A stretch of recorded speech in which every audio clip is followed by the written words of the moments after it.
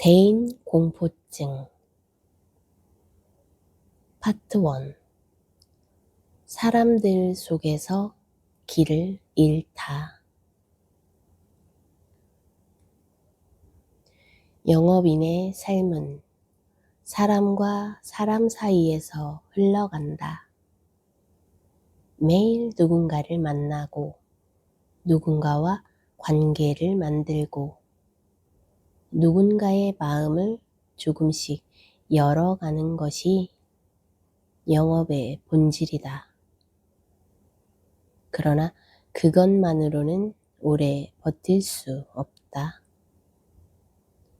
사람을 만나지 않는 시간, 혼자 앉아 자신을 다듬는 시간, 흔히 말하는 도끼를 가는 시간이 반드시 필요하다.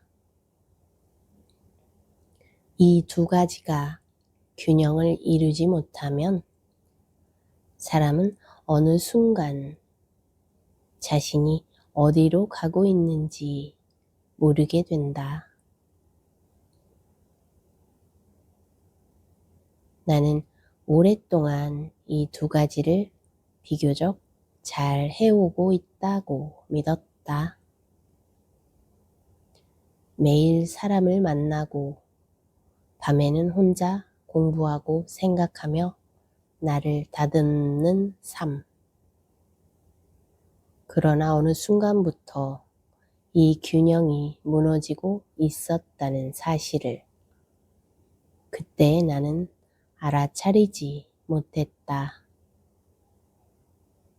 성공이 쌓이고 실적이 안정되고 연봉이 올라가자 나는 그것을 자신감으로 착각했다. 그러나 사실 그것은 자만과 교만이 조용히 나를 잠식하고 있던 과정이었다. 안전지대를 벗어나 회사를 나와 사업을 시작했을 때 나는 마치 더 넓은 세계로 나아가는 것처럼 느꼈다. 하지만 그 바깥은 생각보다 훨씬 냉혹했다. 회사라는 울타리는 내가 알지 못하는 사이에 수많은 보호막이 되어주고 있었다. 고객, 시스템, 브랜드, 동료들, 그 모든 것이 나를 대신해 싸워주고 있었는데 나는 그것을 내 실력이라 착각하고 있었던 것이다. 사업을 시작한 순간부터 나는 모든 것을 혼자 감당해야 했다. 작은 판단 하나가 곧바로 비용이 되었고 실수가 바로 생존의 문제로 돌아왔다. 그 압박 속에서 나는 점점 사람을 만나는 것이 두려워지기 시작했다. 누군가를 만나는 자리에서 더 이상 예전처럼 편안하지 않았다. 말 한마디, 표정 하나에도 긴장이 생기고 상대의 눈빛 속에서 나에 대한 평가를 읽어내려 애썼다. 그러면서도 나는 그 불편함을 인정하지 않았다. 대신 나는 혼자 있는 시간에 더 깊이 파고들었다. 도끼를 가는 시간, 공부하고 분석하는 시간, 혼자 사무실에 앉아 세상을 이해하려 애쓰는 시간. 그것은 마치 수행처럼 보였지만 사실은 사람을 피하기 위한 은신처에 가까웠다. 나는 사람 속으로 들어가는 대신 지식과 분석 속으로 숨어들고 있었다. 지금 생각하면 그것이 바로 대인 공포증의 시작이었다. 그 상태로 나는 2번의 긴 여행에 나섰다. 사업자 모임에서 2박 3일, 또 다른 모임에서 3박 5일. 원래의 나였다면 사람들 사이를 누비며 중심에 섰을 자리였지만 그때의 나는 완전히 달라져 있었다. 사람들 앞에 서는 것이 부담스러웠고 누군가와 대화를 시작하는 것이 두려웠다. 나는 점점 무리에서 떨어져 혼자 걷기 시작했다. 사람들은 나를 챙기지 않았다. 당연했다. 내가 먼저 다가가지 않았기 때문이다. 그러나 그 상황 속에서 나는 그것을 냉대와 무시로 해석했다.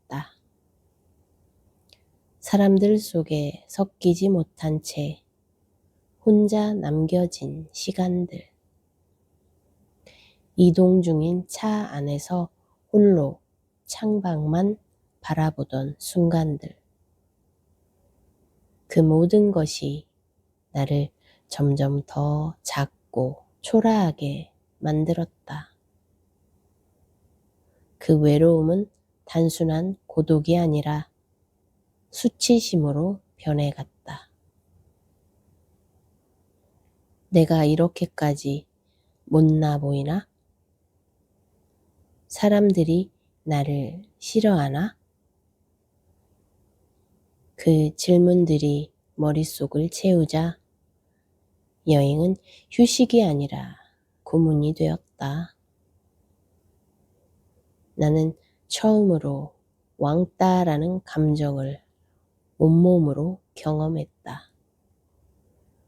그리고 그 사실을 받아들이기보다 나는 더 깊이 나 자신을 비난했다. 지금 생각해보면 그 모든 것은 병의 한 과정이었다. 나는 이미 사람을 두려워하기 시작한 상태였지만 그것을 인지하지 못한 채 스스로를 몰아붙이고 있었다. 파트 2. 상처 위에 세운 나. 여행이 끝나갈 무렵 나는 더 이상 사람들 앞에 서 있는 나를 상상할 수 없게 되었다. 예전에 나는 사람들 속에서 에너지를 얻는 사람이었는데 그때 나는 사람들 곁에 있는 것만으로도 진이 빠졌다. 웃어야 할 때 웃지 못했고 말을 해야 할 때 말이 나오지 않았다. 대신 머릿속에서는 끊임없이 계산이 돌아갔다. 내가 지금 어떻게 보일지, 저 사람이 나를 어떻게 평가할지, 이 자리에 내가 있어도 되는지, 이 끝없는 자기 검열이 나를 점점 더 조용하게 그리고 더 고립되게 만들었다. 며칠 후 차기 회장님에게서 전화가 왔다. 모임의 집행부를 맡아달라는 요청이었다. 나는 망설임 없이 수락했다. 왜냐하면 그것이 내가 아직 괜찮은 사람이라는 증거처럼 느껴졌기 때문이다. 사람들 속으로 다시 들어가야만 내가 무너지지 않았다는 것을 증명할 수 있을 것 같았다. 그러나 지금 돌아보면 그것은 이미 골마있던 상처 위에 더 무거운 짐을 얻는 일이었다. 나는 그 모임을 통해 영업인이 아니라 사업가가 되겠다고 다짐했었다. 더 이상 누군가의 시스템에 기대지 않고 나만의 세계를 만들고 싶었다.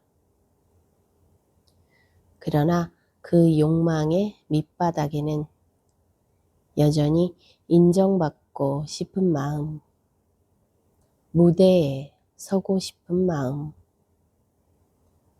사람들 위에 다시 올라가고 싶은 마음이 섞여 있었다. 그것이 바로 교만의 다른 얼굴이었고 동시에 대인 공포의 씨앗이기도 했다. 융의 관점에서 보면 나는 오랫동안 페르소나로 살아왔다. 사회가 원하는 얼굴, 성공한 사람의 얼굴, 능력 있는 사람의 얼굴을 쓰고 사람들을 만났다. 그런데 사업 실패와 관계의 균열이 시작되자 그 페르소나가 금이 가기 시작했다. 그 틈 사이로 내가 억눌러 왔던 불안, 두려움, 열등감이 쏟아져 나왔다. 대인 공포증은 바로 그 틈에서 자라난 병이었다. 나는 더 이상 사람을 있는 그대로 보지 못했다. 모든 만남이 평가의 장이 되었고 모든 시선이 시험처럼 느껴졌다. 그래서 나는 더 많은 준비를 했고 더 완벽해지려 애썼으며 더 많은 분석과 공부로 나를 무장했다. 그러나 그럴수록 사람과의 거리는 더 멀어졌다. 머리는 가득 차 있었지만 발은 더 이상 사람 쪽으로 나아가지 못했다.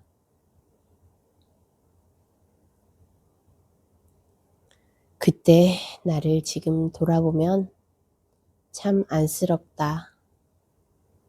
나는 병에 걸렸다는 사실조차 모른 채 스스로를 나약한 사람, 못난 사람으로 몰아붙이고 있었다.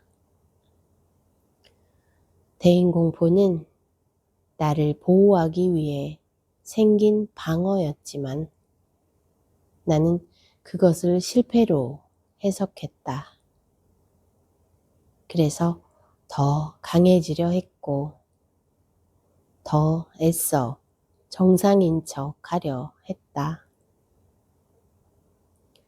그것이 오히려 병을 더 깊게 만들었다. 지금의 나는 그때의 나에게 이렇게 말해주고 싶다. 너는 무너진 것이 아니라 오래된 가면이 벗겨지고 있을 뿐이야. 사람들 앞에 서기 두려워진 것은 네가 약해져서가 아니라 더 이상 거짓으로 버티지 못하게 되었기 때문이라고. 진짜 나로 살아가기 시작할 때 우리는 종종 세상과 맞서기보다 물러나게 된다. 그것은 퇴보가 아니라 재정렬이다.